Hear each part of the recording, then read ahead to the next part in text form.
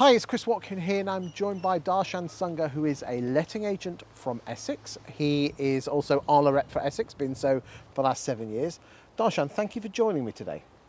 The question I want to ask you is, what can letting agents learn from post-COVID-19 in their recovery to be stronger, fitter, and more fit for purpose? Talk to me.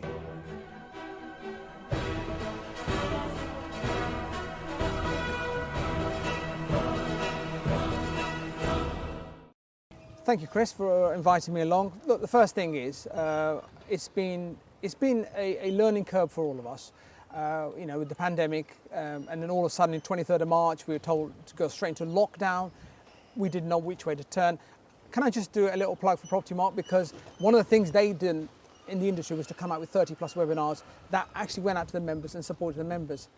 During the lockdown, the things that we've learned is obviously having virtual meetings, Zoom meetings. I know that we were having meetings as regional executives with PROPERTYMARK, and we were having legal updates from Robert Bolwell, Dutton Gregory's, and we had the ARLA helpline as well. So all that took us sort of over the sort of line. And one thing that we were able to demonstrate to the government was that we had it in ourselves to actually, and we told them to allow us to trade, continue our business to provide much needed housing for people that wanted to rent.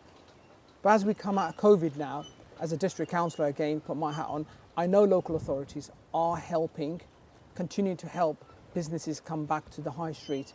It has to come back to some normality, Chris. I know that a lot of letting agents went for the bounce back loans. A lot of the business rates relief grant was also offered as well. But I just generally feel that as we now come out of post-COVID recovery, we still got to stay safe, still got to observe what the government is telling us, because let's face it, we've adhered to that advice. We've all stayed safe, made sure our tenants are safe, made sure our landlords are safe, and our staff are safe as well. Do you think letting agents should be more flexible with their staff with regard to whether they work from home or from the office?